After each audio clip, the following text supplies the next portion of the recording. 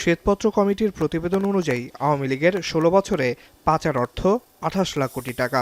অন্তর্বর্তী সরকার দায়িত্ব নেওয়ার পর পাচার করা অর্থ কিভাবে ফিরিয়ে আনা যায় সে ব্যাপারে তৎপরতা শুরু করে। একদিকে চলছে দুর্নীতির অনুসন্ধান, অন্যদিকে কূটনৈতিক তৎপরতা।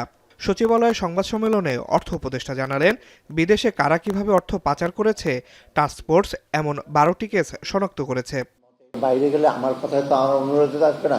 What we need a mutual legal assistant MLA, কারণ ওদের লিগাল ইস্যু আমি বাংলাদেশ ব্যাংক বলে দিলি তো ওখানে ব্যাংক অফ ইংল্যান্ড বা আপনার মনিটারি অথরিটি অফ সিঙ্গাপুর বলে নিয়ে যাও টাকা, তুমি বলছো যখন টাকা ফিরে আসবে সেটা হচ্ছে হলো কি একটা বাণী না একটা সতর্ক বাণী দেওয়া যে ভবিষ্যতে কিন্তু করলে আর 15 বছরে তো এরকম কোনোদিন কেউ করে নাই। তো এখন যদি নেক্সট টাইম যদি নেক্সট গভর্নমেন্ট যদি মনে করে যে এইগুলি কিছু করব, তখন আপনারাই ধরবেন এবং ওই যে 12 জন আছে 11 জনের সাথে আরো 12 জন বা 25 জন যোগ হবে।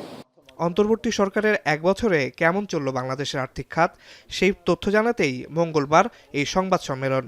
এ সময় মূল্যস্ফীতি 14 থেকে 8.16% নিয়ে আসা বড় সফলতা হিসেবে দেখছে সরকার।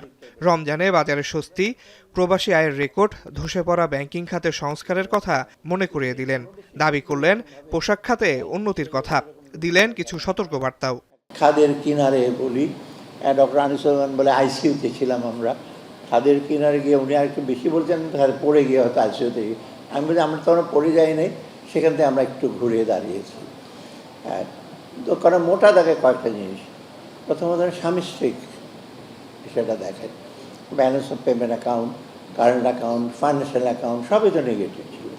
বেশ কিছু নেগেটিভ ছিল। অগাস্ট থেকে সেপ্টেম্বর, অক্টোবর, নভেম্বর পর্যন্ত আমরা তেমন কিছু উল্লেখযোগ্য কিছু করতে পারিনি, কারণ সেই সময় তখনও কিন্তু একটু অবস্থা টালমাটাল ছিল অবস্থাটা।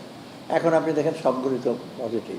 মূল্যস্ফীতি প্রায় 14% ছিল জুলাই মাসে, এখন 8.55 মতো। সংবাদ সম্মেলনে এনবিআরের চেয়ারম্যান জানান, অসত্য তথ্য দিয়ে জিরো রিটার্ন দাখিল করা দণ্ডনীয় অপরাধ, তাই করদাতাদের সতর্ক করতেই দেওয়া হয়েছিল বিজ্ঞপ্তি।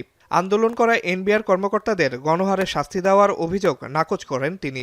অসত্য তথ্য যদি দেওয়া হয়, এটা পৃথিবীর সকল আইনেই আছে, এটাকে লিগাল ভাষায় পারজুরি বলে, মিথ্যা আলাদা দেওয়া, এটা কিন্তু শাস্তিযোগ্য অপরাধ। এটা ওই বিষয়টাই মনে করে দিয়েছে। ম্যাসিভ কোনো ব্যবস্থা নেওয়া হয়নি, শুধুমাত্র যারা এক্সট্রিমলি যেটাকে আমরা বলবো যে সীমা লঙ্ঘন করেছে কিছু, তাদের জন্য আমরা ফোকাস করে এবং তাদেরকে সাসপেনশনে এনে তাদের বিরুদ্ধে ডিসিপ্লিনারি অ্যাকশন নিয়েছে। এর আগে সকালে সচিবালয়ে ক্রয় সংক্রান্ত উপদেষ্টা পরিষদ কমিটির বৈঠক হয়। বৈঠকে 936 কোটি টাকা ব্যয়ে যুক্তরাষ্ট্র থেকে 2টি জাহাজ কিনতে অনুমোদন দেওয়া হয়। এছাড়া সিঙ্গাপুর থেকে 2 কার্গো এলএনজি কেনার অনুমোদনও দিয়েছে সরকার।